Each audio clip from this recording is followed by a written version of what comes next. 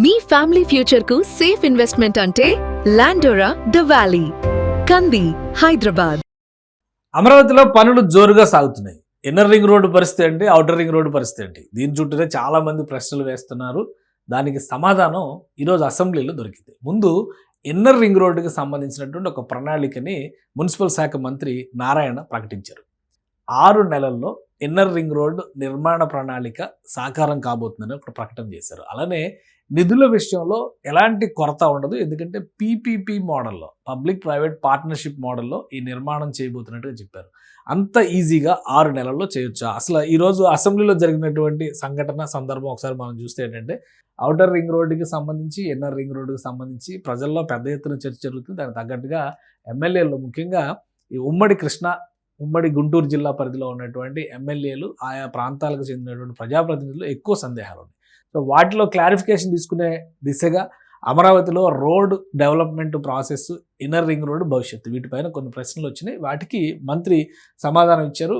ఎలాంటి నిధుల కొరత ఉండదు, పీపీపీ మోడల్లో వెళ్తున్నారు కాబట్టి భూ సేకరణ లేదా భూ సమీకరణకి సంబంధించి ఇప్పటికే సంబంధిత అధికారులకి ఆదేశాలు ఇచ్చారు. 6 నెలల్లో ఈ ప్రక్రియ పూర్తి చేయాలన్నారు. ఎందుకని 6 నెలల్లో అన్నారంటే, గతంలో చూస్తే 2018 నాటికే ఇన్నర్ రింగ్ రోడ్ నిర్మాణ ప్రణాళికకి సంబంధించి గెజిట్ నోటిఫికేషన్ రాష్ట్ర ప్రభుత్వం రిలీజ్ చేసింది. ఒకసారి ఆ గెజిట్ నోటిఫికేషన్ మనం ఒకసారి చూద్దాం. ఇది 2018లోనే ఇన్నర్ రింగ్ రోడ్డుకి సంబంధించిన నిర్మాణ ప్రణాళిక పైన ఒక గెజిట్ నోటిఫికేషన్ రిలీజ్ చేసింది. ఇందులోనే ఏ మార్గంలో ఇన్నర్ రింగ్ రోడ్ వస్తుంది, దానికి సంబంధించినటువంటి ప్రణాళిక, మొత్తం డీటెయిల్స్ అన్నీ కూడా ఈ గ్రామాలకు సంబంధించినటువంటి వివరాలతో సహా పూర్తిగా ఉన్నాయి. ఇప్పుడు సెకండ్ ఫేజ్ ల్యాండ్ ఎక్విజిషన్ జరుగుతున్నటువంటి అనేక ప్రాంతాల్లో అమరావతిలో ఉన్నటువంటి ఈ ఇన్నర్ రింగ్ రోడ్ వెళ్ళేటువంటి మార్గాలు ఉన్నాయి. ఒకసారి ఇన్నర్ రింగ్ రోడ్డుకి సంబంధించిన స్వభావాలు కూడా మనం చూడాలంటే, ఇది మ్యాప్కి సంబంధించిన ప్రణాళిక, అప్పుడు వేసినటువంటి ప్లాన్. ఇంకొకటి ఇక్కడ క్లియర్గా కనిపిస్తుంది మనకి, మాస్టర్ ప్లాన్ ఇందులో భాగంగా ఉంటుంది.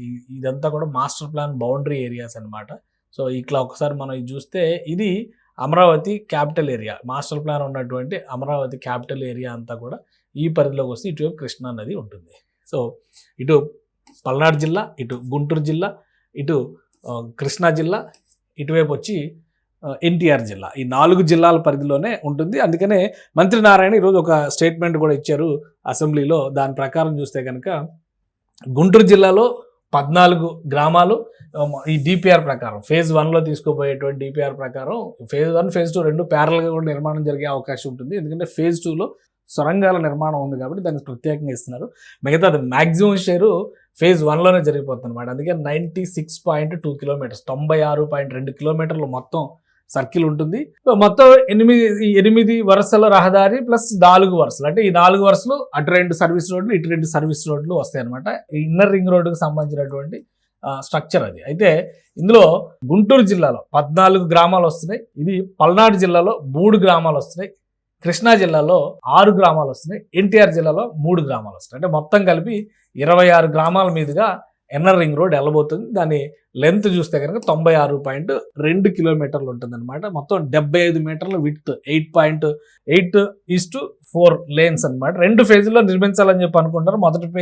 మొదటి ఫేజ్కి సంబంధించినటువంటి డీటెయిల్స్ ఒకసారి మనం చూస్తే కనుక, ఇది నిర్మాణానికి సంబంధించి ఆ రోజు ఇచ్చినటువంటి మ్యాప్. ఇది మొదటి ఫేజ్ కేతనకొండ నుంచి నున్న వరకు అని చెప్పి అన్నారు. అంటే మొత్తం ఈ సర్కిల్ అంతా ఇక్కడ వరకు వచ్చేస్తుంది అనమాట. నున్న అంటే కేవలం ఈ కొద్ది ప్రాంతం మాత్రం సెకండ్ ఫేజ్. ఇందులో కూడా అటవీ ప్రాంతంలో నుంచి కొండపల్లికి సంబంధించి ఈస్టర్న్ ఘాట్స్ కొండల మీద నుంచి వచ్చేది ఉంటుంది. అక్కడ అండర్ గ్రౌండ్ టన్నెల్స్లో నుంచి రహదారిని తవ్వాల్సినటువంటి అవసరం ఉంటుంది. అందుకనే ఫేజ్ 1కి సంబంధించి ఇది మొత్తం ఇస్తారు. ఫేజ్ 2 ఓన్లీ ఈ మొక్క మాత్రమే ఉంటుంది అనమాట. ఇప్పటికే దీనిపైన చాలా క్లారిటీ, స్పష్టత ఉంది. రాష్ట్ర ప్రభుత్వం దీనికి సంబంధించినటువంటి 3 రకాల మ్యాప్లు అంటే గెజిట్ రిలీజ్ చేసింది.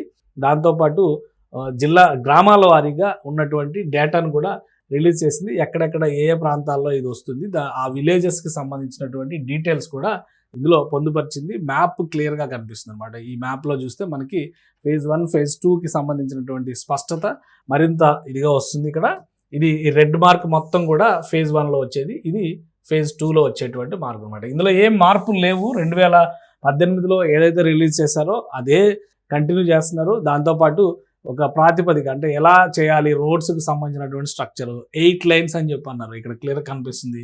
ఇది మొత్తం కలిపి చూస్తే 8 లైన్స్ అనమాట మెయిన్. ఇవి 2 సర్వీస్ రోడ్లు అవుతాయి. పక్కన రైట్ ఆఫ్ వేలు ఇవన్నీ కూడా ప్రొటెక్షన్ కోసం పెట్టారు. ఫ్యూచర్ దీనికి సంబంధించి కూడా, ఎందుకంటే ఇన్నర్ రింగ్ రోడ్డు కంప్లీట్గా మాస్టర్ ప్లాన్కి అనుగుణంగా క్యాపిటల్ ఏరియాని ఆనుకుని వస్తుంది కాబట్టి ఆ ప్రాంతంలోనే ఇన్నర్ రింగ్ రోడ్ అంతా ఉంటుంది.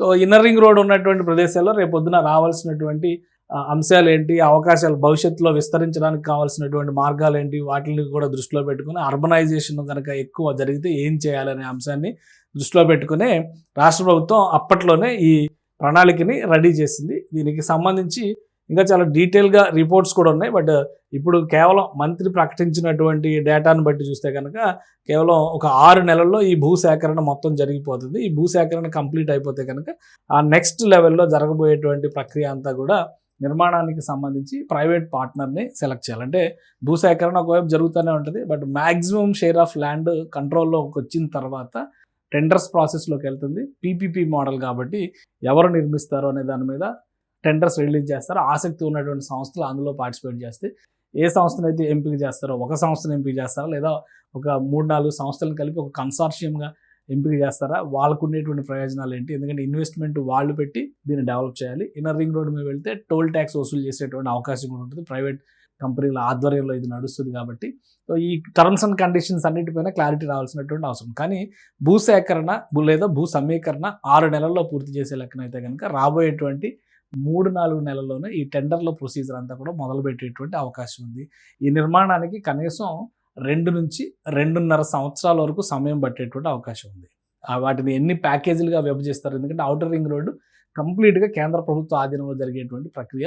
కేంద్ర ప్రభుత్వం దాన్ని 12 ప్యాకేజీలుగా విభజించి ఏ కంపెనీకి ఆ కంపెనీ కాంట్రాక్ట్స్ ఇచ్చేయాలనేటువంటి డెసిషన్లో ఉంది. ఆల్రెడీ దానికి సంబంధించినటువంటి టెండర్స్ ప్రాసెస్ కూడా జనవరిలోనే మొదలైంది. కానీ ఇన్నర్ రింగ్ రోడ్డుకి సంబంధించి ఆల్రెడీ గెజిట్ ఇతర గవర్నమెంట్ ప్రొసీజర్స్ అన్నీ కంప్లీట్ అయినాయి.